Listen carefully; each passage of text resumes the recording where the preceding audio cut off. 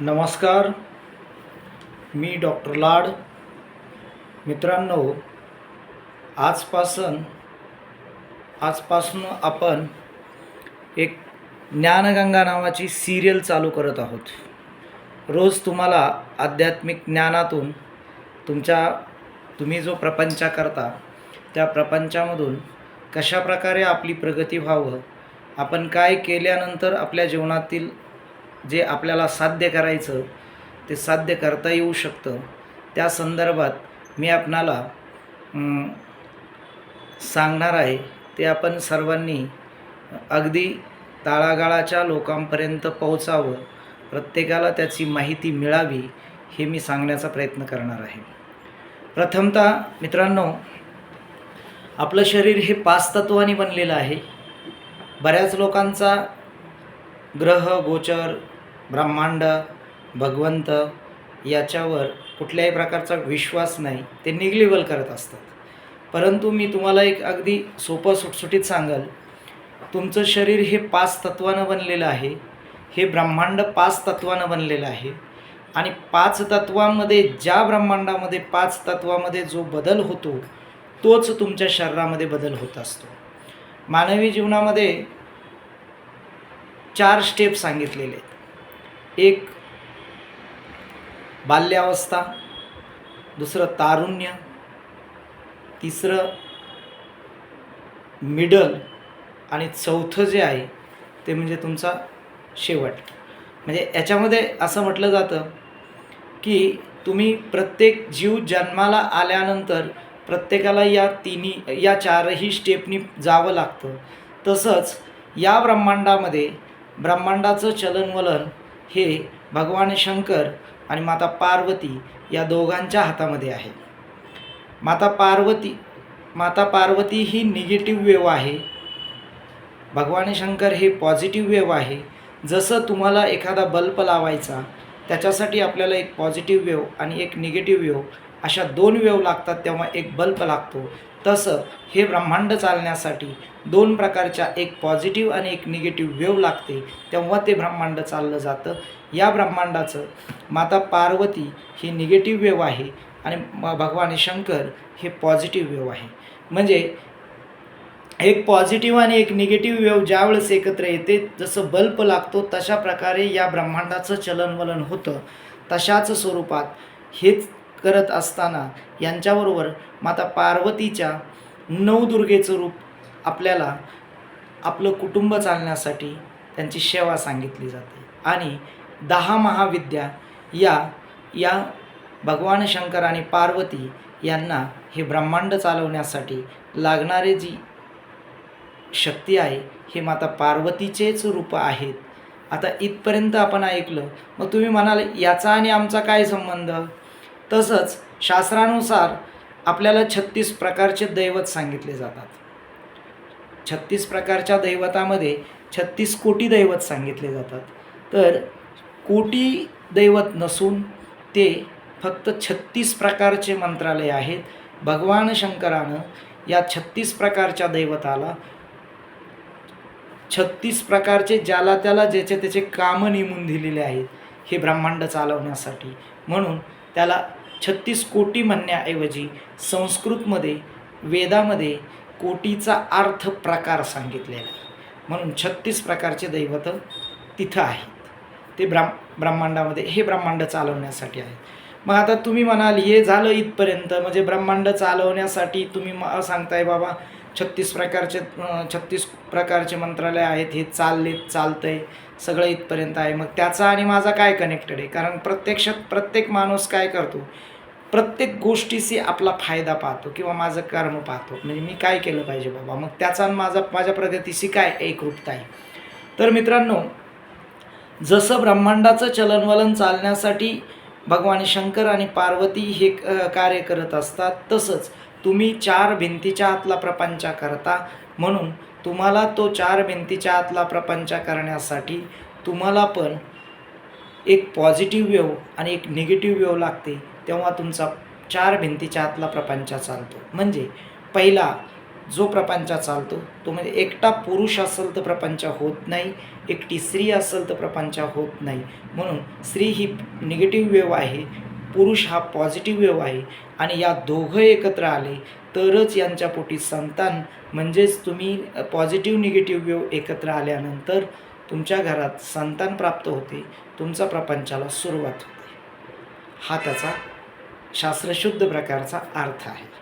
मग तुम्ही जो ह्या 4 भिंतीच्या आतला प्रपंच करता, या प्रपंच करताना प्रत्येकाला असं वाटतं की माझी प्रगती व्हावं, मी रोज रोज नवीन नवीन काहीतरी माझ्याकडं वेगळं कार्य व्हावं आणि मी उच्च कोटीला सगळ्या श्रीमंताच्या यादीमध्ये माझं नाव यावं, अशी प्रत्येकाची धारणा असते. मग मित्रांनो, असं होतं का? तर 100% होतं. कसं होतं? तर त्याच्यासाठी काय केलं पाहिजे? तर शास्त्रानुसार काय झालं? शास्त्रानुसार तुम्हाला जो 4 भिंतीच्या आतला प्रपंच करतो त्याला शास्त्रानुसार फक्त 3 दैवत सांगितलेले आहेत. कारण हे 3 दैवत असे आहेत की या 3 दैवताची तुम्ही जर सेवा केली तर तुम्ही तुमच्या जीवनामध्ये निश्चित प्रमाणात तुमची प्रगती होते, तुम्ही यशस्वी होता, तुमच्या प्रत्येक कामात यश प्राप्त होतं. मग हे 3 दैवत कोण? तर 3 दैवत असे, तुम्ही ज्या कुळामध्ये जन्माला आले त्या कुळातलं कुलदैवत असतं. तुम्ही ज्या कुळामध्ये जन्माला आले ते तुमचं कुलदैवत असतं. दुसरं दैवत असतं पितर. पितर किती असतात? तर एका नवरा बायकोंचं लग्न झालं तर त्यांच्यामध्ये त्यांना शास्त्रानुसार बायकोकडील 7 पिढीचे आणि पुरुषाकडील 7 पिढीचे असे 14 पितर त्यांना सांगितलेले. आणि तिसरं दैवत असतं आपले आई आणि वडील. शास्त्रानुसार असे 3 प्रकारचे दैवत सांगितले. या 3 दैवताच्या सेवा जर केली तर प्रत्यक्ष भगवंत तुमच्याकडे भेटीला येतो. याला पुरावा आहे. पुरावा म्हणजे सद्गुरू तुकाराम महाराजांचा गाथा हा 5वा वेद आहे आणि वेदामध्ये 5वा वेद आहे. तुकाराम महाराजांचा सुंदर अशा प्रकारचा अभंग आहे. तुझा आहे तुझपाशी परी तू जागा चुकल हासी. म्हणजे तुझं तुझ्याजवळ आहे परंतु तू ते शोधत नाहीस. तुम्ही तुमच्या आत्म्याचं मंथन करा, तुमच्यामध्ये मंथन करा की आपल्याला काय केलं पाहिजे. आपण आपल्यामध्ये पॉझिटिव्हिटी प्राप्त केली पाहिजे, आपल्या पॉझिटिव्हिटीला जागृत केलं पाहिजे आणि आपण आपल्याच सांभाळले पाहिजे.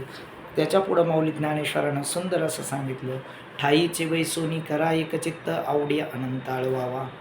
की बाबांनो, तुझे तू आवळून धर. तुला जे सांगितलेले शास्त्रानुसार 3 दैवत आहे ते तुझे आहेत, ते तू शोध आणि त्याला एकांकित कर. याला अजून पुढं जाऊन जर पाहिलं तर बघा, म्हणजे तुमचे कुलदैवत, तुमचे पितर आणि तुमचे असणारे आईवडील यांची सेवा करा, हे शास्त्रानुसार सांगितलेले.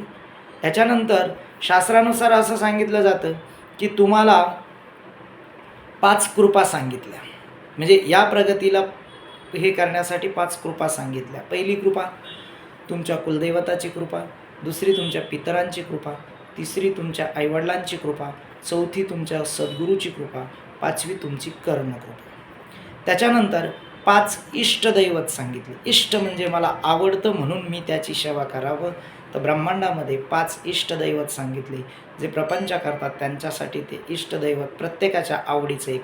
पहिलं, ज्याला गणपतीची सेवा आवडते त्यानं गणपतीची करायची, ज्याला शंकराची आवडते त्याने शंकराची करायची, ज्याला शक्तीची सेवा आवडते त्याने शक्तीची करायची, ज्याला विष्णूची सेवा आवडते त्याने विष्णूची करायची आणि ज्याला सूर्याची उपासना आवडते त्यानं सूर्याची उपासना करायची. अशा प्रकारे हे शास्त्रानुसार सांगितलेले मुख्य कार्य आहे. तर आपण आजपासून जे काही ही सिरियल चालू करत आहोत, या सिरियलमध्ये आपण आता उद्यापासून कुलदैवत म्हणजे कुलदैवताचा कोप झाल्यानंतर काय होतं किंवा तुमच्या घरामध्ये काय अडचणी येतात किंवा तुम्हाला काय प्रॉब्लेम येतात याचं आपण विवरण उद्या पाहू. तसंच आता मी माझा थोडासा परिचय देतो की मी डॉक्टर लाड. मी आध्यात्मिक लिखाण फार मोठं केलेलं आहे. माझं आध्यात्मिक लिखाण आहे. मी गीतेवर 950 ओव्याचं गीतामृत नावाचा ग्रंथ लिहिलेला आहे. तो 9,500 पुस्तकं मी छापले होते. प्रत्येकाला गीता कळावी, आपल्या भाषेमध्ये लिहिलेली आहे, कळावी म्हणून मी ते 9,500 पुस्तकं लोकांना फ्रीमध्ये वाटले. म्हणजे एकही रुपया त्याचा आपण घेतला नाही. दुसरं, मानवी देह एक रहस्य, याच्यावर एक पुस्तक लिहिलं मी, ते मानवी देह एक रहस्य म्हणून. त्याचं तेही माझं लोकांपर्यंत आहे. त्याच्यानंतर शास्त्र, हिंदू एका हिंदूनं आपल्या शास्त्राची ओळख काय असावी किंवा ते प्रत्येकाला कळावं, आपल्या प्रत्येक गोष्टी कळावं, याच्यासाठी मी एक गुरुकृपा प्रसाद नावाचं पुस्तक लिहिलं. त्यामध्ये तुमच्या जन्माला आल्यापासून मरेपर्यंत जे काही शास्त्र आहे ते शास्त्राचं विवरण केलेलं आहे. आणि त्याच्यानंतर एक शंकराचं शंकरकृपा म्हणून एक शंकर स्तुतीपर 108 अभंग आहेत.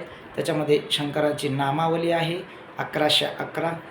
अशा प्रकारचं एक शंकरकृपा नावाचं एक पुस्तक माझं प्रकाशित आहे. आणि आत्ता सध्या मी गीतेवर, भागवतावर एक सर्वसामान्याला भागवत कळावं अशा स्वरूपाचं एक भागवतावर पुस्तक मी ओवीबद्ध ग्रंथ तयार करत आहे. तो माझा पुढच्या 5-6 महिन्यात तो माझा पूर्ण होईल. तसंच मी जनरल ॲस्ट्रॉलॉजर आहे, नाडी ॲस्ट्रॉलॉजर आहे आणि सिग्नेचर ॲस्ट्रॉलॉजर आहे. जर कोणाला माझ्याकडं पत्रिका पाहिजे असेल तर मी माझा याच्यामध्ये नंबर देईल, त्याच्यावर तुम्ही कॉन्टॅक्ट करू शकता. नमस्कार.